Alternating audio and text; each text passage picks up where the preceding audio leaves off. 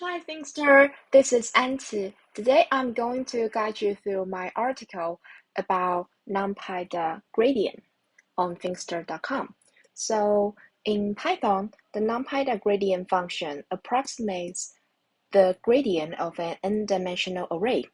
It uses the second-order accurate central differences in the interior points, and the either first or second-order accurate one-sided differences at the boundaries for gradient approximation. And the returned gradient hence has the same shape as the input array because each element will get its own gradient approximation at this point. And here is a picture to illustrate what this function actually does under the hood for a one-dimensional array. And here is the table of contents of this tutorial. First, I will tell you or I will explain to you that what is the underlying concepts gradient and finite difference actually mean. And after that, we will talk about the syntax and arguments for this function. Of course, we will head over to its basic examples, and after that, we will talk about the real use case for manipulating its two arguments, edge order and axis respectively. And last, we will summarize what we will talk about in this tutorial today. So without further ado, let's head over to the underlying concepts behind this function. Well, of course, if you are already familiar with gradient and finite difference, feel free to skip this part and head over to the next part is syntax and arguments for this function. All right, so now let's take a look at the gradient first. Here is the definition for the gradient from Wikipedia.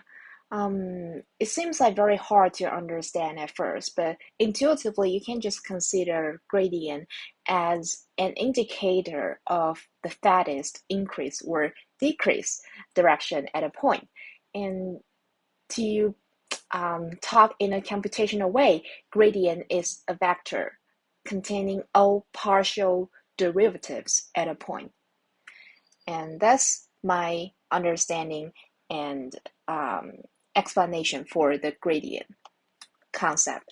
And next, let's take a look at finite difference. Here's also a definition from Wikipedia, but I would say I would like to I would say that this explanation from Wikipedia is quite straightforward. If you are not familiar with the term finite difference, I'm sure you must be familiar with its form here, fx plus b minus fx plus a. And this is actually what a finite difference actually means. And if a finite difference is divided by b minus a here, you will get a difference quotient. So that's our first part. And in my article on Finxter.com, I also provided my handwritten second order, first order, central, forward, backward difference deduction for you. So if you are interested in that, you can always check out my article on Finxter.com. And here I will just do a quick summarize or a quick notation explanation for you. So first, as you can see here, the big O here is not a big O notation in computer science. It means the it means the abbreviation of other higher order terms. And so if you see big O here, it actually means this explanation. And the second thing I want you to get noticed is that it's still here. It's related to the previous big O here, but the thing we care about is actually the exponent part here. If it's a 2 is edged to the second power, we would say it's a second order blah blah difference. So here is the second thing I want you to understand for the second order, what a second order difference actually means. And for central, forward, or backward difference, here is the explanation. I think it's pretty straightforward. So you can imagine here is a number line. Maybe it's 0 and it's 1, and it gets bigger along the number line. And forward actually means forward in the number line. And I'm sorry, I should just say I should explain the central difference here first. So as you can see here, if we written as f here, fx0 plus h minus fx0 minus h. Since let's just imagine, okay, if here is x0 and here is x0 plus h and here is x0 minus h in a number line. And if we use this one here, it goes like from h0 and forward, right? Forward in the number line.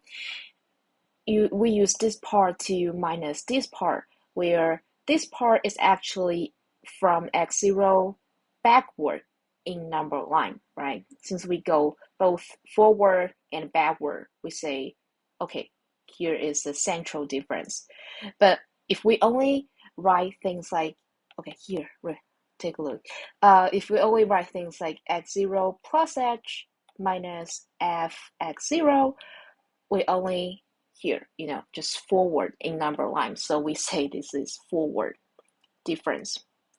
Whereas if we write things like fx0 minus fx0 minus h, we are actually, just going here. We are only going backward in the number line. So we say this is called a backward difference.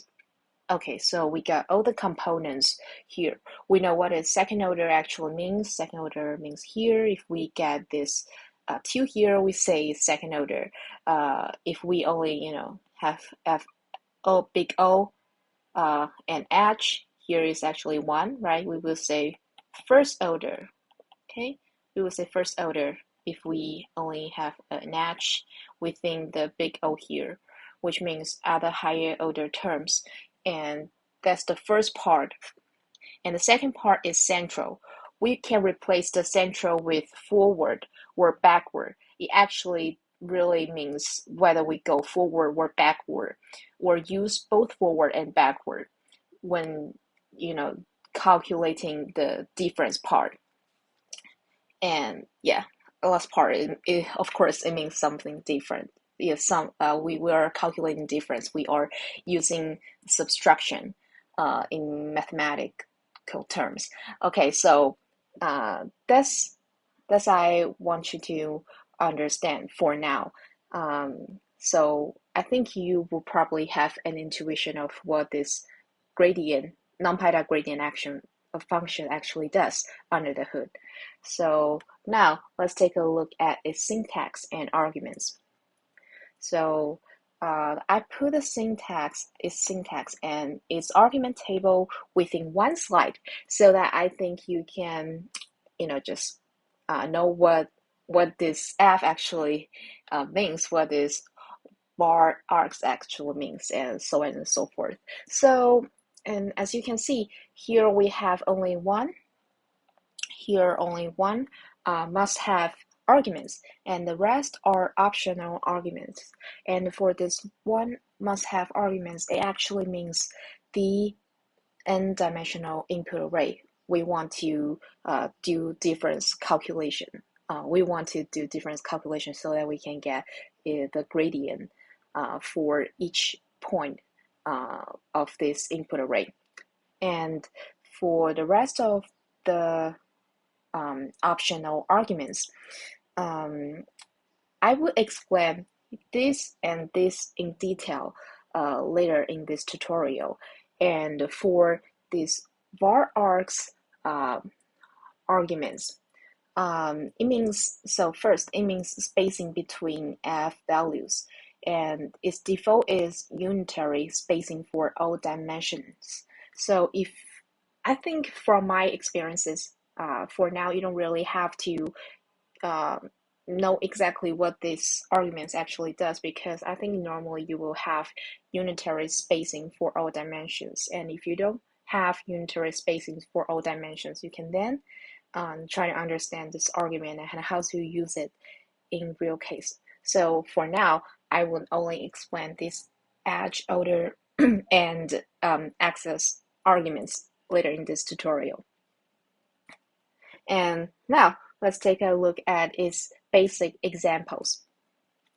So here we are talking about under the context of one-dimensional array with this function np.gradient. So first, let's take a look at what this code actually does. So first, we import numpy as np, and then we initialize a one-dimensional array using np.array function. And we assign this one-dimensional array to the variable one dim. And we call the np.gradient function.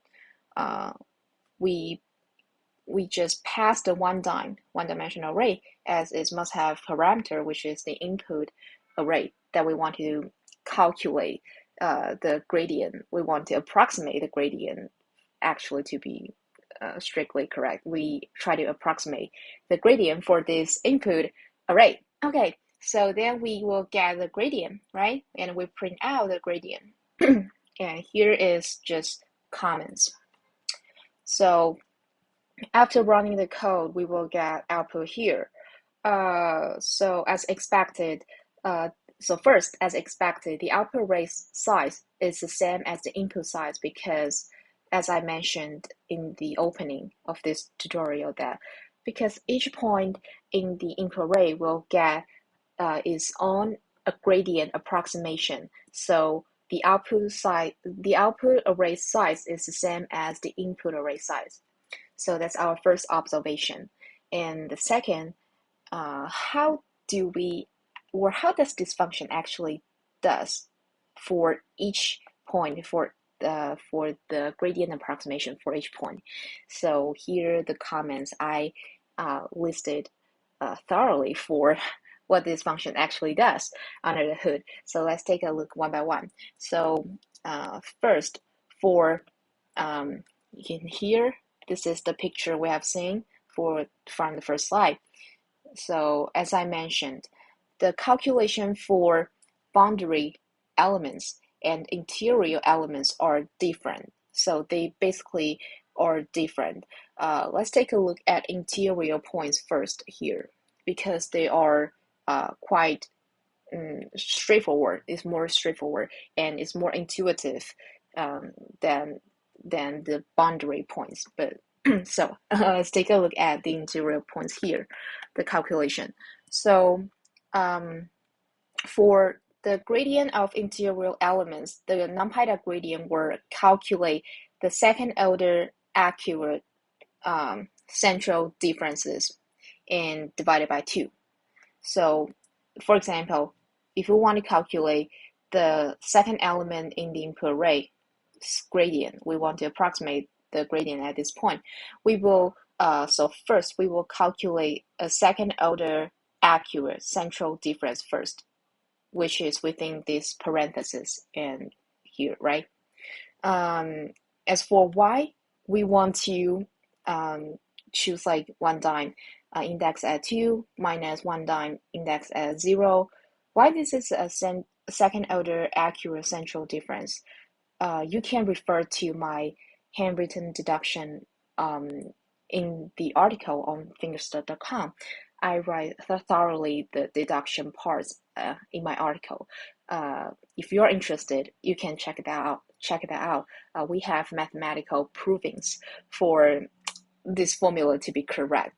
But for now, you can just try to memorize it, or if you like. But anyway, this is what it is, and we will use this function. It's like, okay, so if we have 3 boxes here, and this is the interior box, right? We will use value in this box and this box, we use this box to minus this box value, and we will get the second order accurate central difference for this point. And this is just an illustration of this formula. So I hope you can understand right now. And then after calculating this difference, we will divide it by 2. And again, this is a part of the formula deducted using mathematical knowledge. It can always refer to my deduction on my article, right? So after using this formula, we will get the gradient for the value indexed at 1. And let's check it out here, right? According to the apple, it's 1.5. And since I already plugged the value in here, so it's actually is the corresponding values in the input array. And we can use the same formula for other interior points as well. So that's my explanation for the gradient of interior elements. And after that, let's take a look at a gradient of boundary elements. So here we say that the calculation for gradient of boundary elements is actually either first or second order accurate one-sided differences. Here it says either first or second order, and this first or second is actually manipulated by the edge order argument, which we haven't talked about, right? But for now, its default is to choose edge order equals to 1. So in this case, we will calculate the first order accurate one-sided difference for boundary elements. And again, this is proved by in my handwritten deduction in my article on Finxter.com. You can always refer to that if you like. So let's take a look at this boundary element. This is the first element in the input index. It's gradient approximation. We use the formula. It goes like, let me draw another box illustration for you. So for example, here is the first box, right? And here's the second box, and maybe we have a lot of box after the second box, but we don't really have to worry about that, because for this formula, we only care about the first box, which is the boundary element, and the next box. And the formula actually does is like to use this box value minus this box value, and we will get the first order and divided by 1. Okay, and we will get first order one-sided, because we only care about one side beside, just next to the first box. So we say it's one-sided difference. So we use this formula and we plug values in. We will calculate the gradient for the first element in the input array, which is 1. And it is the same idea as for the last element in the input array, which is also a boundary element.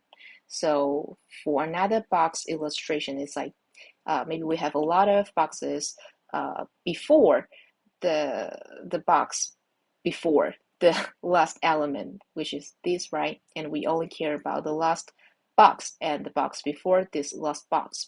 And what we do for this first order one-sided difference is that we use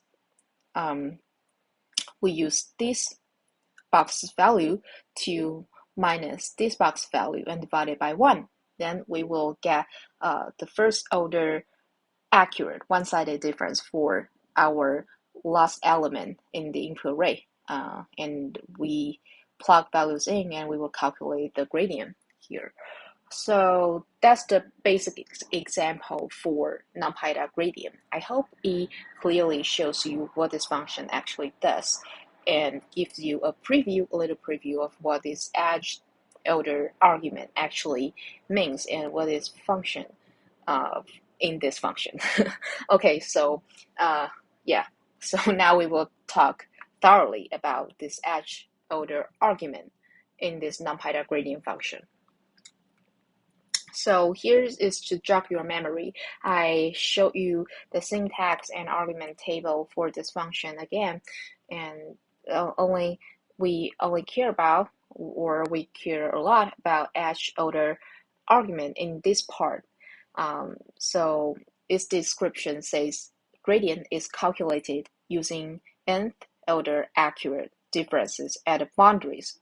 Pay attention. It means at the boundary, right? We don't change the way we calculate the accurate differences for interior points. We only say at the boundaries, we will change it to 1 or 2, and its default value is 1. Okay, so that's edge order argument. And I will show you first about what if we set edge order to be 1, which is default value. Intuitively, you will not change the output as if we don't provide this argument because its default value is 1. But anyway, let's check the code first. So we also import numpy as np, and we again use one-dimensional array. We use np.array to initialize a one-dimensional array, and we assign this value. We assign this one-dimensional array to one-dim parameter, and we pass this one-dim input array to np.gradient function, and we also set the edge order to be 1, which is also its default value again, and we get its gradient, and we'll print out its gradient. And here is also the comment for what this function actually does under the hood. Anyway, and after running this code, we will get the output here. You may remember that this is actually the same output, and actually the same, physically it is the same code as the basic example, because by the time we only just did not set this edge order to be 1, but its default value is 1, so basically it's the same. So let's quick pass this example and go to the next example, which we set the edge order to be 2. It's gonna be a little bit different from the previous examples, right? So still, let's take a look at the code itself. We import numpy as np, and we again initialize a one-dimensional array here, and we assign this one-dimensional array to a variable called one-dim, and we pass this one-dimensional array to np.gradient function, and we set edge order to be 2, and after that it will give us the gradient for each point in the input array. So after that, we print out the gradient itself, and again here is just comments. And after running this code, we will get output here. Actually, it kindly shows us the different gradient outputs of edge order to be 1 and edge order to be 2. I didn't show the code for printing out the edge order equals to 1, but you can imagine it's the same as the previous examples. Anyway, we get the output here. And for the edge order to be 2 parts, I hope you can remember that it actually means we will use second order accurate one-sided differences for boundary elements. So that's basically what the edge order equals 2 actually means. And for underlying gradient calculation, you can refer to the comments here. And it's no magic here. It's just this is what math actually. This is what should I say? The formula is quite strange actually. If you take a closer look at what this second order accurate one-sided difference for boundary elements here is quite strange. It's not quite intuitive like formula here and first order accurate one-sided differences we have seen before. It's quite weird, but it is what it is. And if you want mathematical proving, you can again, also refer to my article. But it is all derived from mathematical provings. And after plug values here, and we will get the same value as the output here.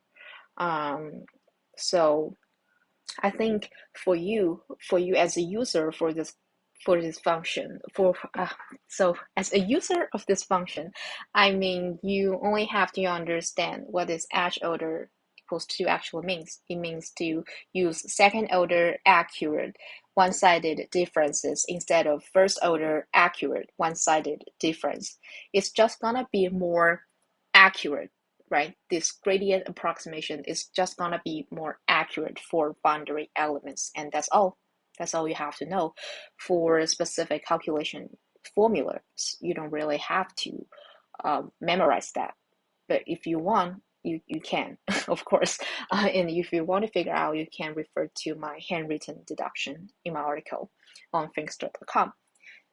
Okay, so yeah, I also snapshot the handwritten deduction for second order forward and backward difference, because I know it may seem very confusing, right? The formulas we have seen in the last slide is very confusing, but there is a mathematical way to make it reasonable.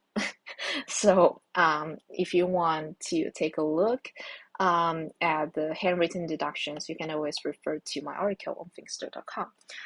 And anyway, so that's our explanation for np.gradient edge order argument. And here we will take a look at another argument, which is axis for this function. And here, again, to jog your memory, I also show the syntax and argument table for this function again. Only we care about axis argument here. For its description, it says that gradient is calculated only along the given axis or axes. The default, which is the default value for axis is null, is to calculate the gradient for all the axes of the input array. Okay, all the axes of the input array. All right. Okay, so the default is like to calculate all the axes of the input array, and array may be negative, in which case it comes from the last to the first axis, which is as you may remember, like in a string, we will have maybe happy. Then say we have a happy string, and h, this index from 0, right? And y here is like 0, 1, 2, 3, 4. It's indexed at 4. But we can also return the index for x as what? From negative. Okay, -1, right? We can write this, and this is the same thing as here, right? It says axis may be negative, in which case it comes from the last to the first axis, and the last axis would be -1, right? This is the same thing as I just mentioned for the string index. So now, that's the first introduction of the axis argument. Now let's take a look at real examples for this argument. So first, we will take a look at its default situation, which is axis, where axis equals to null. And here's the code. Let's take a look at the code itself. So first we import numpy as np, and this time we do not have one-dimensional array. We have two-dimensional array. So we initialize a two-dimensional array using np.array, and we call np.gradient, and we pass the two-dim to this function to calculate or to approximate the gradient for each point in the input array. And we set the axis to be null, which is also the default value. So it's okay, you just drop this axis equals to null here. It's the same idea. Anyway, after that, we print out the gradient that we get, and we also print out the type of the gradient. Let's see what we get. So, okay, let's see what we get. So after running this file, we will have the gradient here, and we also have the type of the gradient here. Oh, the type here says it's a list. Why is a list? Because if we set the access to be null, or we just don't set it, we let it to have its default value, it will what? As you may recall, we will calculate, we will approximate the gradients for all axes. Okay, and for a two-dimensional array, we will have what? We will have two axes.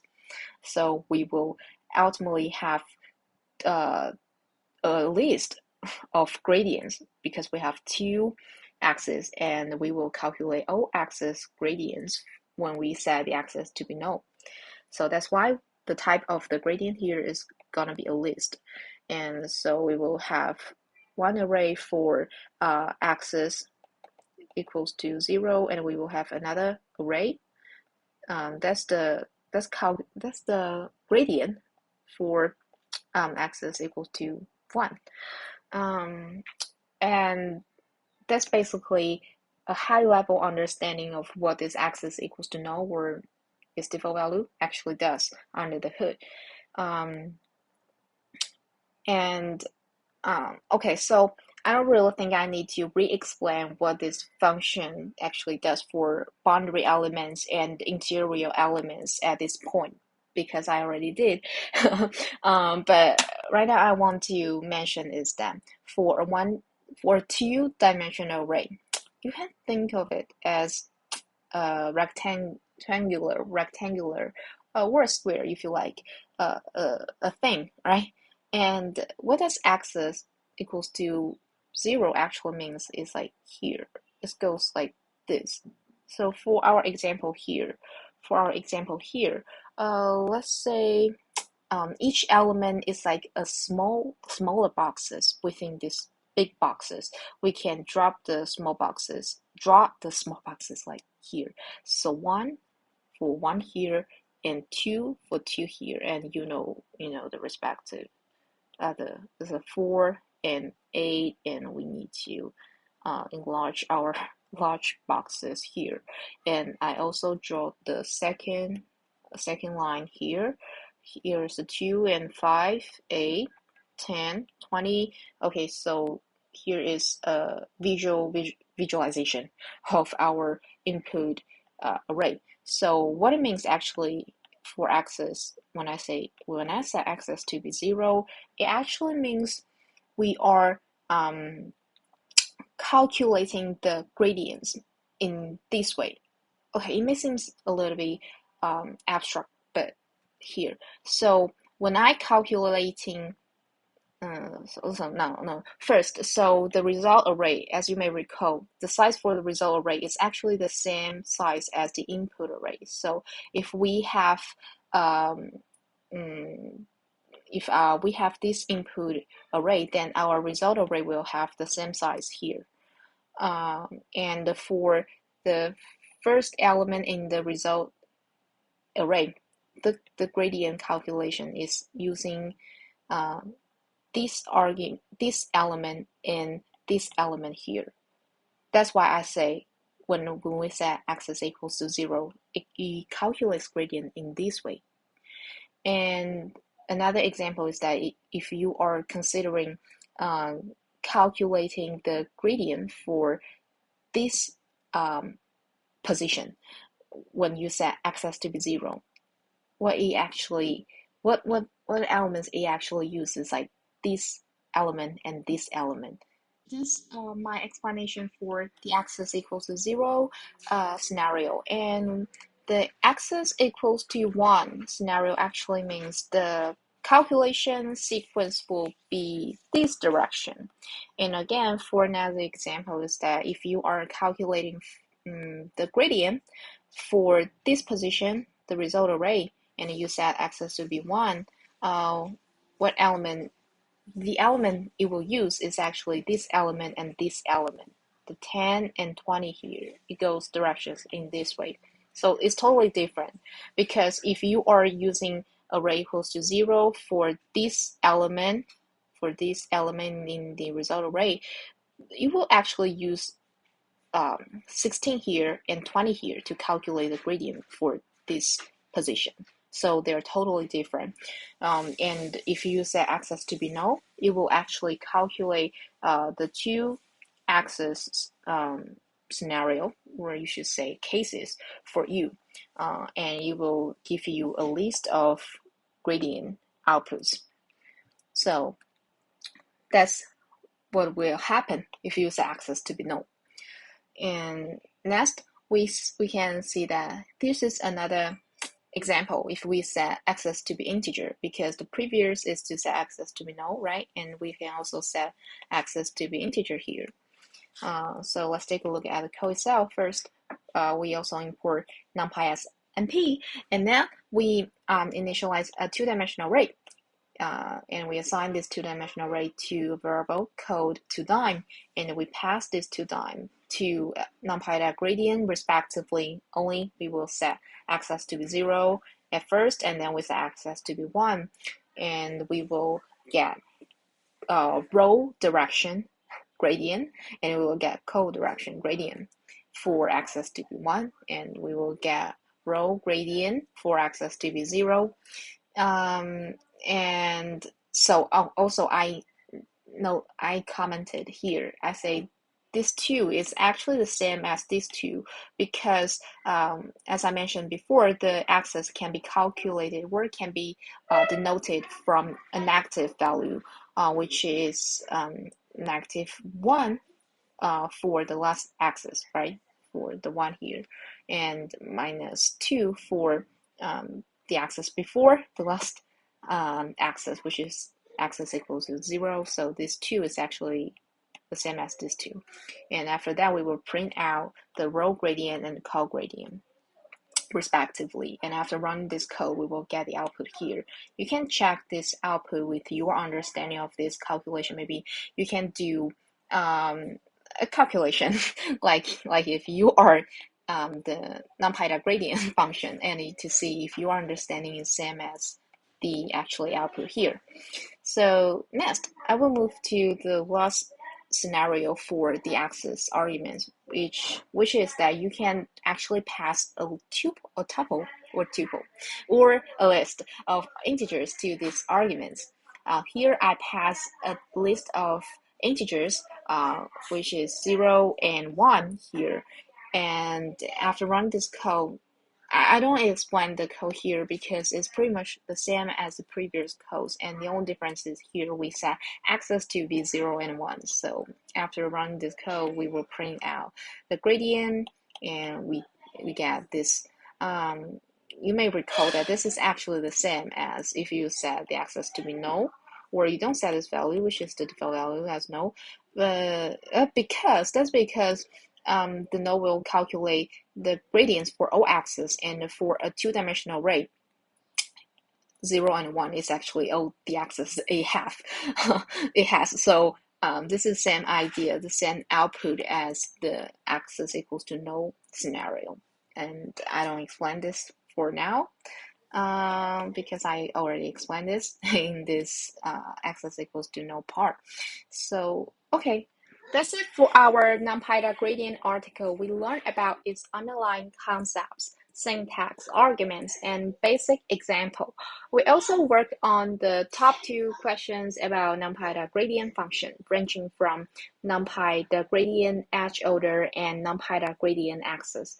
And by the way, I've already written an article and uploaded a video about NumPy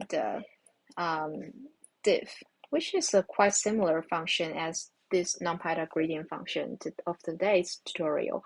If you are interested in this function, you can also check out my article and video as well. So I hope you enjoy all this, and happy coding. By the way, if you like this video, please hit the like button below. Until next time, bye!